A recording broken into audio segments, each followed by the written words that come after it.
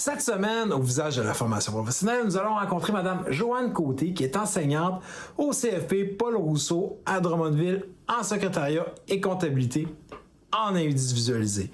Cette semaine, elle va nous présenter un jeu de revision en réalité augmentée qu'elle a conçu pour garder ses élèves actifs. Je vous invite vraiment à écouter cette entrevue car c'est vraiment un beau projet. Sur ce, bon visionnement!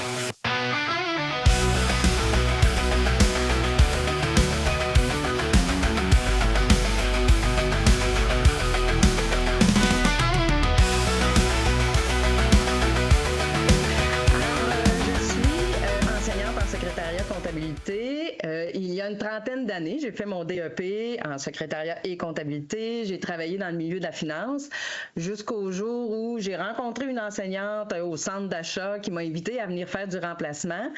Et j'y suis allée et depuis, j'y suis et j'enseigne depuis 25 ans maintenant en secrétariat et comptabilité. J'ai pensé créer un jeu d'évasion parce que je trouvais tout d'abord que les élèves qui arrivent maintenant sont plus techno.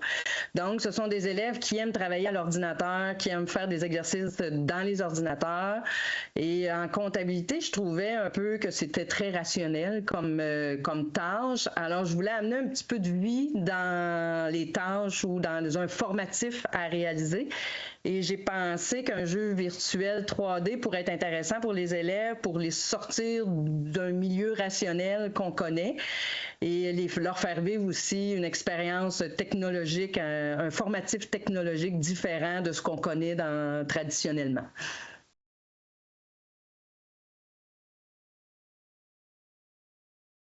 Pendant le jeu, ce que j'ai constaté, les élèves font un travail d'équipe, car je les jumelle 3 personnes à la fois.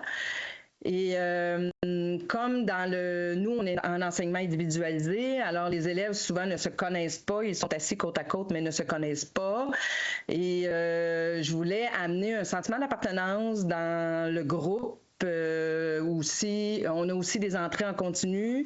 Donc, je voulais apporter un travail d'équipe, un sentiment de collaboration par ce jeu. En premier lieu, je leur explique les consignes, comment le jeu va fonctionner, le téléphone ou la tablette.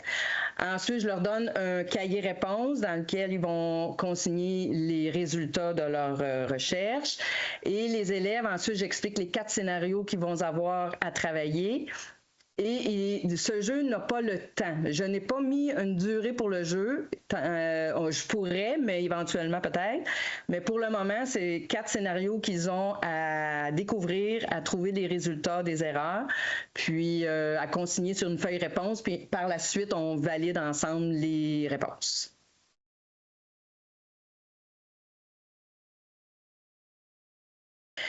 Dans ce jeu, j'ai voulu consigner des notions de calcul de pièces, donc les compétences calcul de pièces et traitement de pièces. Alors, j'ai 4 scénarios qui vont aller chercher des éléments dans ces 2 compétences-là. J'ai un scénario que c'est surtout de détecter des erreurs sur des factures. J'ai un autre scénario qui est de calculer un escompte de paiement. Alors, on émet un chèque à un fournisseur tout en calculant s'il y a un escompte. Ensuite, j'ai aussi un scénario où il y a une pièce justificative, il y a une écriture comptable et les élèves doivent valider si l'écriture comptable est bien en fonction de la pièce justificative. Et mon 4e scénario, c'est surtout calculer des intérêts simples sur des factures non payées plus de 30 jours. Alors, les élèves doivent calculer le montant de l'intérêt à payer.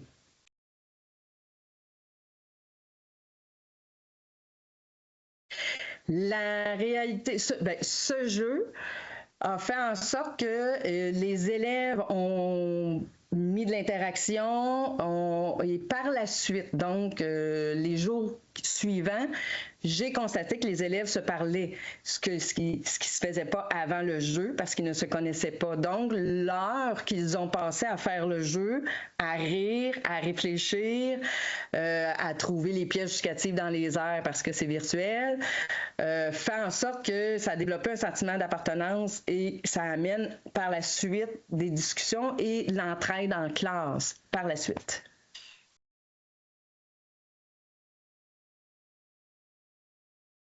Le retour est fantastique. Les élèves adorent faire ce jeu, ce qui est quand même peu de temps, 1 heure de leur temps dans leur journée, c'est peu. Ils se découvrent des amitiés par la suite. Ils ont aussi, ce qui est intéressant, c'est les élèves, en échangeant pour trouver les réponses, parfois valident s'ils ont bien compris, donc ça confirme leur compréhension de la notion. Et il y a des élèves que, parce que l'élève l'a expliqué peut-être différemment de l'enseignant, ça fait en sorte aussi que, ils l'ont compris mieux que peut-être que la façon que l'enseignant l'avait expliqué, ou en tout cas, ça l'a validé des questionnements. Donc, c'est hyper, les élèves adorent.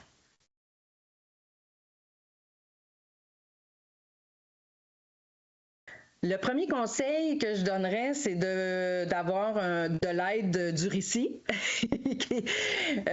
Moi, j'ai eu le privilège d'avoir M. Martin qui était dans mon centre, qui a pu m'aider à partir le projet, que ce soit la scénarisation du jeu, ensuite la compréhension du logiciel pour faire le jeu, tous nos échanges qu'on a eus pour évoluer dans le jeu. Ça, je pense, c'est primordial.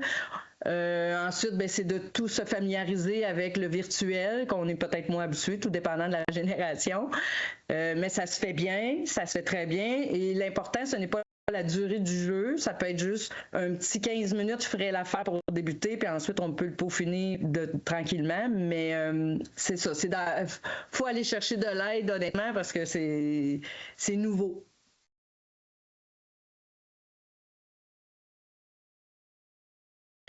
Mon prochain projet, évidemment, ça serait de faire un jeu pour le programme secrétariat parce que les élèves qui voient les élèves de comptabilité s'amuser se disent « moi aussi, je veux m'amuser ». Donc, prochaine étape, c'est de monter un scénario aussi, de scénariser pour le programme secrétariat pour qu'eux aussi aient un moment de jeu virtuel comme les autres.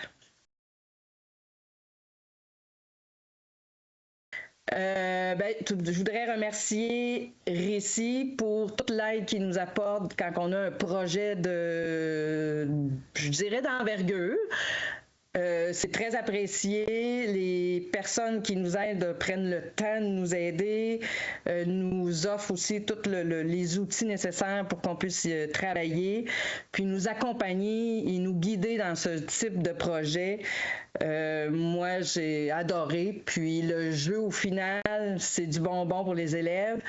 Ça amène de quoi de plus. Puis dans les promotions qu'on en fait aussi pour vendre notre programme comptabilité, bien évidemment on l'inclut parce que de plus en plus c'est sûr qu'on va en créer d'autres pour des compétences plus avancées. Alors je vous souhaite à tous de produire un jeu pour vos élèves, ils vont s'amuser. Merci Joanne pour cette magnifique entrevue. Comme vous le voyez, la réalité augmentée est un atout vraiment intéressant en formation professionnelle.